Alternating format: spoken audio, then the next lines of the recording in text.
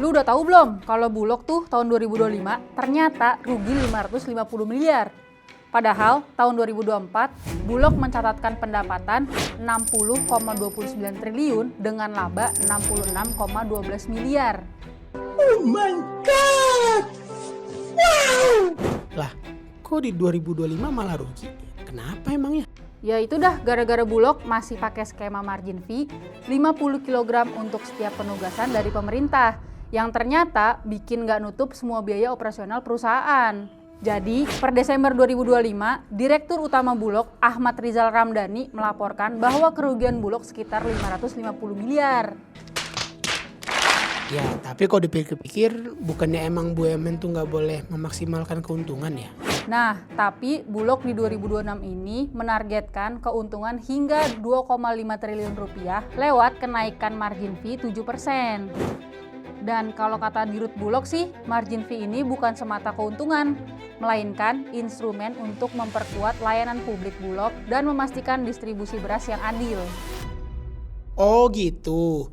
Ngomong-ngomong, BUMN kan nggak boleh memaksimalkan keuntungan. Ada beredar kabar nih kalau Bulog itu akan berdiri sendiri lepas dari BUMN. Bagaimana ceritanya? Jadi Perum Bulog bakalan lepas dari BUMN dan menjadi badan khusus langsung di bawah arahan Presiden Prabowo Subianto. Oh iya tahu, tapi kan rencana ini masih digodok di DPR RI. Soalnya, kata Dirut Bulog, Ahmad Rizal Ramdhani, ada potensi Bulog akan mengendalikan langsung distribusi dan harga sembako. Jadi nggak cuma ngurusin beras dan jagung aja. Walau rencana ini masih digodok sama DPR, pasti ada untung ruginya nggak sih? Pastinya, karena kalau Bulog dikembalikan jadi badan khusus, risiko monopoli pasar oleh pemerintah bisa menghadirkan skema berupa BPPC versi Bulog. BPPC ini yang pernah ada di zaman Orde Baru. Fungsinya ngatur pembelian dan harga cengkeh dari petani untuk pabrik rokok, tapi kebijakannya malah bikin harga makin anjlok dan petani menderita. Ya, betul. Dan kabarnya juga Bappenas bakalan melebur juga.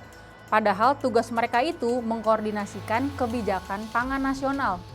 Kalau dilebur, fungsi strategisnya malah jadi pertanyaan besar. Tapi ya ada keuntungannya juga sih. Penyederhanaan struktur ini bisa mempercepat pengambilan keputusan dan eksekusi kebijakan pangan di lapangan. Tetap sih, perubahan status Bulog jadi lembaga yang langsung di bawah presiden gak lepas dari tantangan koordinasi antar kementerian dan lembaga. Karena dengan adanya ini, potensi menambah beban pengawasan di tingkat presiden jadi nggak diiringi mekanisme koordinasi yang jelas. Nah, kalau katanya Pak Menko bidang pangan yaitu Pak Zulkifli, perubahan ini dimaksudkan agar Bulog fokus pada fungsi strategis menjaga pasokan dan stabilitas pangan, bukan sekedar orientasi komersial. Agak aneh dan penuh polemik sih. Itu juga kali ya alasan Bulog menargetkan tahun ini bakal untung triliunan, soalnya udah mau lepas dari BUMN. Apa jangan-jangan nantinya bakalan ada hubungan sama MBG ya? Kan Bulog jadi ngurusin sembako juga. Sedangkan MBG isinya sembako.